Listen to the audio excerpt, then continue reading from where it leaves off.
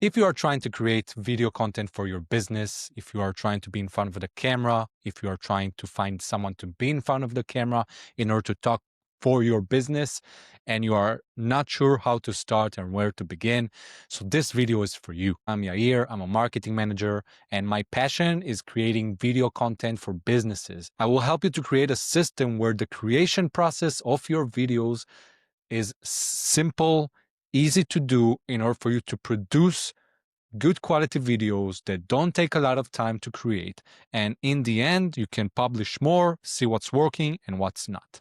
Now, the purpose of this video is to talk about what you need to ask yourself, what equipment do you need, and some tips that will help you to start the process of creating video content.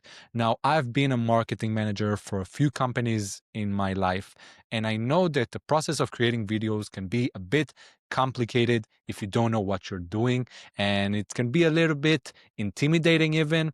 So today I'm going to break it down to the simplest forms possible and with a lot of questions that you can ask yourself. There's no right or wrong answers. Each company, each business, each person is different, so it's okay that your answers will be like that and not like that. So yeah, let's just start with the first part. And the first part, of course, is the equipment. And you need to ask yourself, how much are you willing to invest? If you are willing to invest on a good quality equipment, camera, lighting, then it's great. But if you are intimidated about starting, you can just start with your phone. It's okay. I created a few videos recently with my iPhone 13, and I was really surprised of the quality. I was a bit skeptical at first because, you know, the companies, Apple and all those brands, they try to convince you that if you have an old phone, then your quality is not that good and you need to upgrade. But to be honest, the quality is really, really good. And I was really, really happy with the results. Let's do a list of the equipment that you need. The first thing is, as I said, is the camera. You can buy a good camera like the Sony ZV-E10 or the Sony ZV-E2. And to start from that, I'm going to have the list of equipment in the bottom on the description, so you don't need to worry about it. But again, you can start with your camera.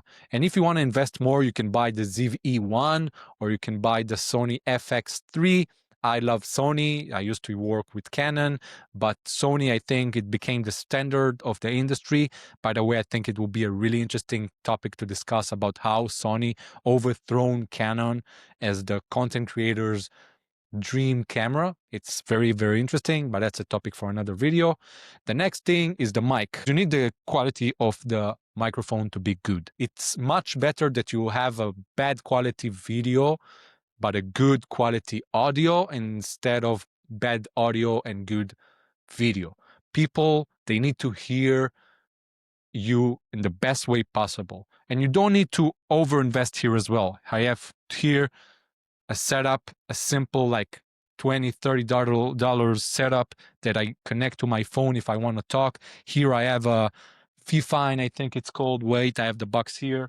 I just opened it and you can see it's very, very cheap. You don't need to invest too much in the beginning in order to start, and you need a good mic. The next thing is lights. Lights, I have here something that I invested because I wanted to treat myself. I feel that lights, they can be so big, so complicated to open each time, and I wanted the process to be the easiest possible. So here I have Amaran light. It's very simple to use, very thin, but you can also buy the Amaran 60D. It's a very good quality and you can just open it. I know that in my workplace at the moment, we have it, and I just have it open in the meeting room. And we just, when we want to record, for example, tomorrow, I just take it, put it in front of the camera, and I'm done. The next thing is a tripod. In order to put your camera, in order to put your lights, you need a tripod if you want to do it professionally. Of course, you can put the books and stuff, but to be honest, I think that you need to invest in it. It's not that expensive, and it will give you, again, easier life when you want to record. You just open it, you put the camera, and you start record. The next thing is memory card. Buy a good memory card, 256 gigs or 128. That's enough, from my experience, for businesses. And if you want to do more, you can, but buy one that is high quality enough. When I mean high quality, from a good brand like Samsung or SanDisk, and high speed. Because if you record in 4K in your camera and the quality is not good enough of the memory card, then you'll have issues and you don't want that. Trust me, the last thing you want is to record something, be happy that you recorded something, and then import it to your computer and you find out that it's not even there. So you don't want that. And don't buy memory cards from AliExpress and Temu. They have very appealing offers, but to be honest, don't try it. I don't know if it's original or not, if it's fake or not. I love AliExpress. I don't like Temu that much, but I love AliExpress. I buy a lot of things from there. This mic arm, I also bought it from there. But if I need to rely on it really, so I don't want to buy a memory card from there, just buy it from Amazon or from your local shop and make sure that it's original. And the last thing you need when it comes to the equipment really is something to transfer your information from. I don't know if I have it here somewhere. Let me see. Yes, you need something like that you can just connect to your computer. You have the micro SD input here and you just connect it and that's it. Again, very simple. And you don't need more than that. Now, the last thing is a teleprompter. And you need to ask yourself if you want to use a teleprompter.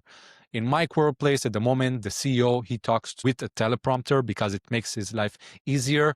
And because we are a law firm, we need to make sure that what we say is accurate. If we change one word, it can completely change the meaning and then it can be an issue.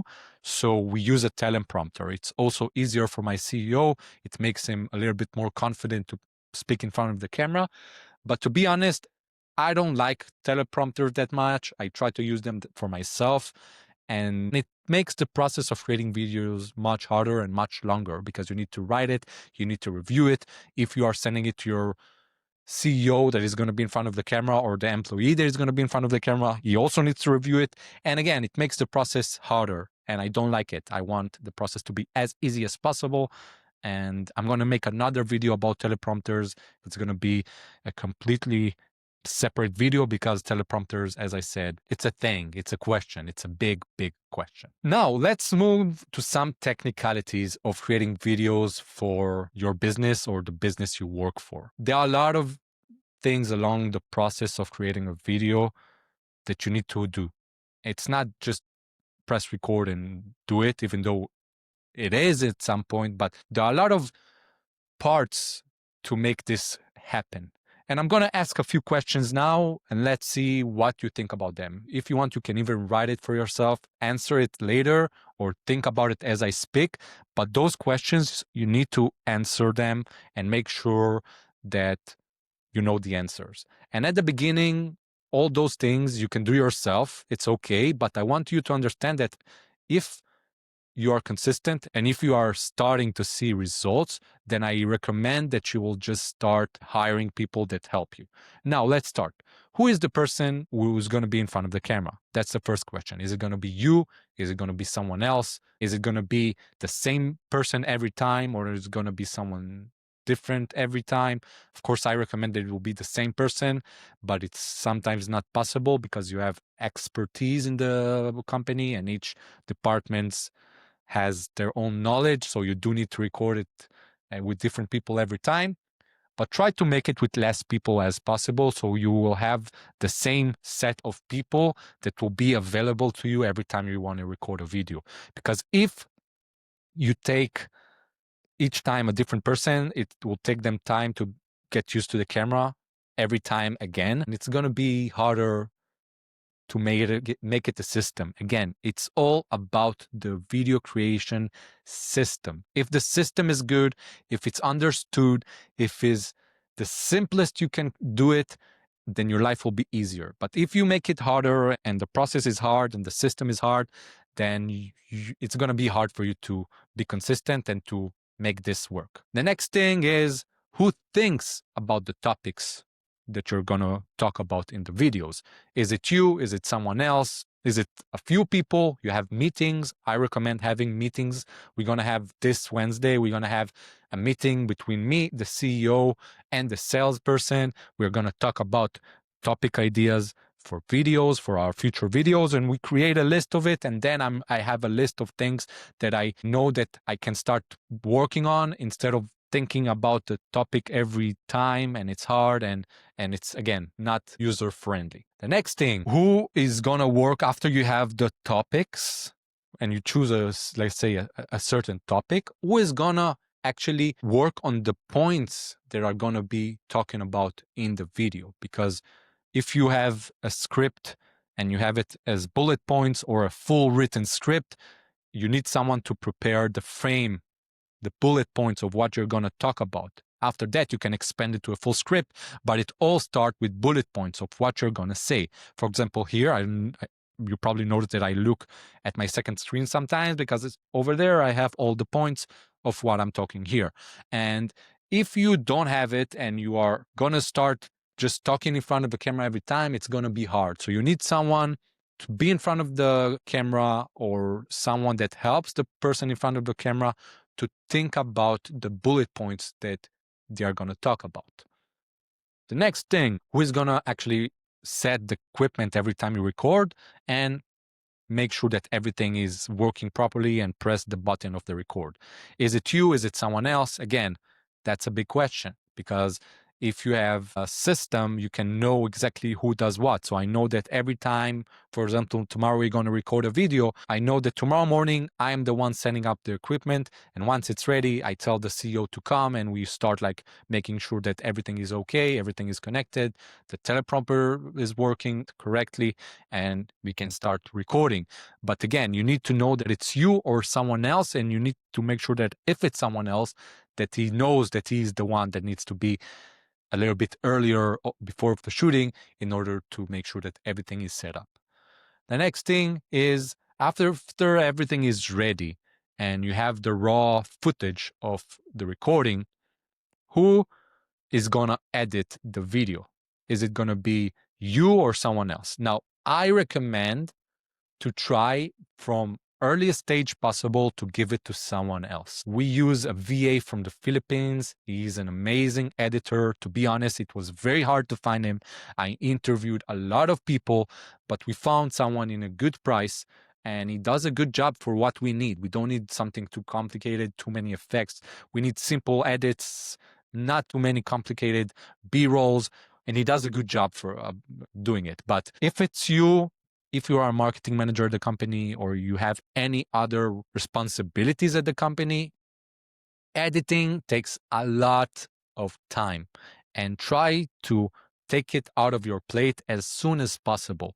Because again, simple system, simple processes, make a simple edit, make a simple life, and make sure that you are consistent. The next thing, after the editor edited the video, who gives them feedback? For us, for example, I am the only one who gives feedback, because in the past we tried to give other people at the company to review it, someone that is an expert, the CEO in front of the camera. But I noticed that it's get really, really hard when you are starting to give other people to review it, because it takes a lot of time for them to do it, and the bottleneck gets bigger and bigger and harder, and you don't want that. Try to make sure that you or one person extra top are the ones reviewing the videos. And this is another point extra that why I love teleprompters, because if you have a script ready, so you know that what you wrote is good because you reviewed it before, the person in front of the camera reviewed it, maybe an expert at the company that knows all the material that you spoke about also reviewed it, so everything is good. You just need to make sure that the edit look good, but the things that you actually said, they are correct. Who gives the feedback? And you need to make sure that you give the feedback as fast as possible. I try to give the feedback at the same day that I get the footage from the editor, or the day after tops. And the way I do it is that on WhatsApp, I just send him a screenshot of what I need him to change, and I explain and I put arrows and like make it dumb proof as possible so it won't be misunderstood.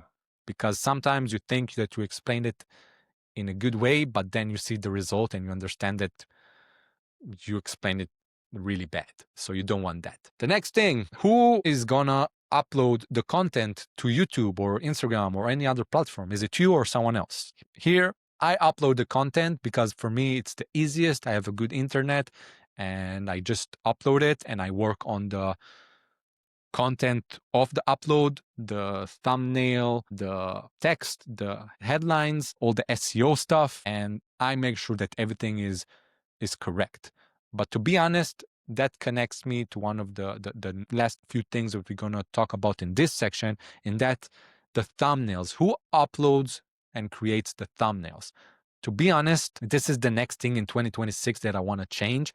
I want to have someone that edits and creates thumbnails for us because it's a theory. It's a big thing that you need to make sure that it's done in the right way. I will pay someone good to do a good job, and I want to see how it changes the quality of the thumbnails and the click rate of the people that actually watch it.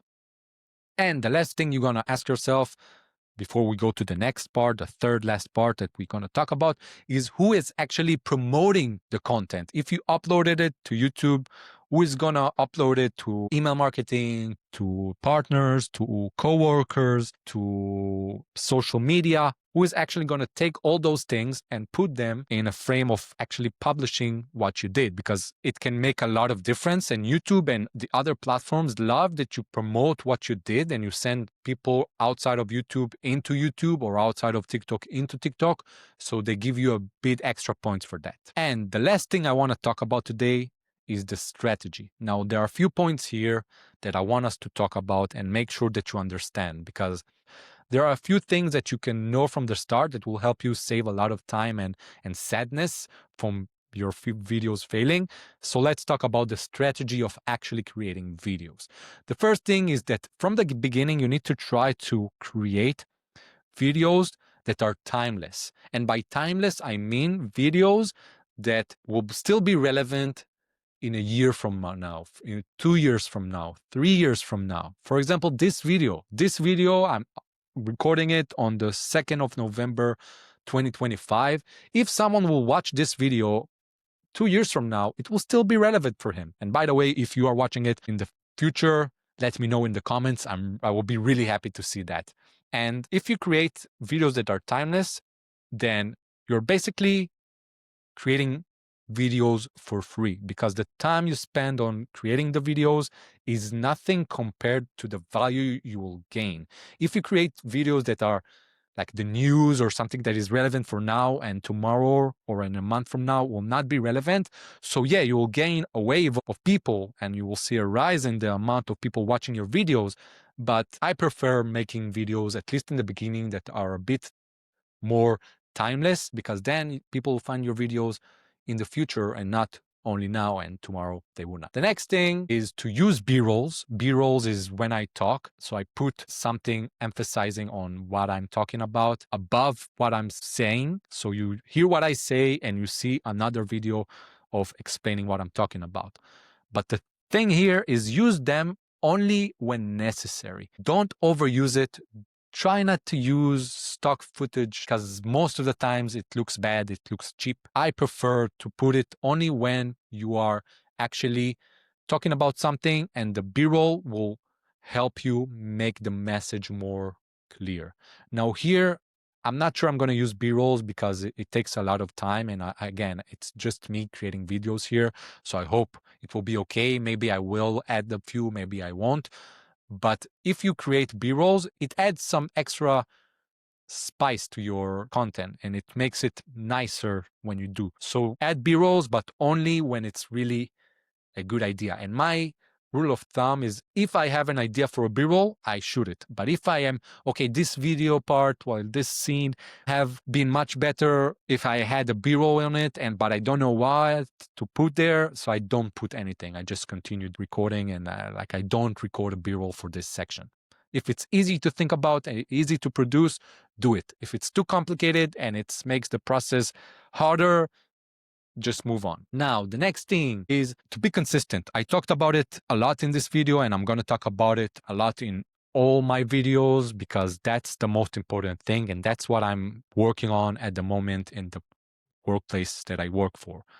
Being consistent is the best thing you can do. And I'm not talking about it because of the algorithm. I'm talking about it because it makes you a little more connected to the videos. It makes the person in front of the camera to not be intimidated every time he goes to talk, because if you do it once every 3 weeks, then the memory muscle of being in front of the camera, like something disappears. But if you do it all the time and you're consistent, then it becomes much easier. And if you are consistent, there are more chances that people will find you. You don't know what video you will record that will do an amazing job. But if you do that and you're consistent, then everything will be okay. And the way to do it is by making sure that the production is not too complicated, making sure that you know what you want to do, what are the topics. And by that, the process will be easier and you will be consistent. Next thing, find a method. The method is the flow of work. We talked about it before, all the questions about who is going to do what. But once you find the system and you know what you do, in the beginning it might be a bit complicated, but after each one of the participants know what they're doing, it gets much easier. So find the system, and I'm going to help you with that. That's one of the things I do for businesses if you want, but also I'm going to talk about it here on videos for free, so you don't have to use my services if you don't want to. But finding the system is like, I think 80% of creating the video. If you have the right system, it's easy. The next thing is when you have drafts of the videos or the script, make sure that you are not stuck in it. Read it, review it, send the feedback as fast as possible. It will be best for all. We will prevent any bottlenecks and it won't be in your mind, oh, I need to do it. Just like try to find time to do it the same day or the day after, as I said before. I don't like when I have something that other people are waiting for me to review. I want to get rid of everything. I feel it's like hot potato and I just want to get done with it and send it back. So they are the ones that need to be in a hurry and need to be nervous because I'm waiting for results. So try to be that person, the person that is reviewing fast and things are not being stuck on your side. The next thing, after you publish the videos, you need to go and look at the analytics, of course. The analytics gives you a lot of information and you know what videos are working and what not. But don't overdo it. Don't look every 5 minutes on, oh, how many people viewed it, how many people are subscribed to my channel, because you will get, how will I say it? Your mind will be too busy with that instead of focusing on the next thing already. I heard someone saying a few days ago that when it comes to creating videos, especially in the beginning, you need to create the video, publish it, and work on the next one. Don't overthink it. In the beginning, you don't know what will work. You don't know what will not work. And sometimes I had my best video at work, performed amazingly. We tried to copy it and do something similar for another similar subject, and it flopped. It didn't work at all. So you don't know what will work, what not. The numbers are important to give you general feeling, but in the beginning especially, respect the numbers, but don't rely on them and just have fun and experiment with your ideas. And that's the best way to start. And the last thing that I want to talk today is that when you upload the video and when the person in front of the camera is finishing the video, you need to make sure that you have a CTA. CTA at the end of the video and CTA in the first line of the description, because that's the only line that YouTube usually shows the audience. And you need to make sure that you have a button or a CTA that tells the viewer, if you reach till now, this is what you need to do. And this is a huge topic because I have a lot of conversations with clients that they feel that when you say, oh, if you want to know more, then you can contact me or leave me a message or a comment or follow, then they over promote themselves. But that's simply not true. You are just, as I said, if someone viewed the entire video, they want you to tell them what to do. They want them to know what they should do next. That's so important to understand. You are not over promoting yourself. If you do it like in the beginning, at the middle, and in the end, so yeah, maybe it will feel a bit too much. But if you do it elegantly and you just one line of what they need to do next, no, I'm the best. You should contact me. I know what I'm doing. Please, I need you. You need me. All those things, yeah, it's over promoting. But if you one simple line, you can contact me in the link below. You can subscribe to my newsletter. You can follow me. Whatever CTA you need from that video, each video needs a different CTA. Call to action, by the way. I'm sorry if I didn't explain that. That's very, very important. That's, again, the simple things that you do and you add to your videos that make a night and day difference between the performance, the actual leads you get, the actual views you get, and the actual like results, final results from each video. Again, you are not doing it for fun. You're actually doing it for a business. You're trying to get leads.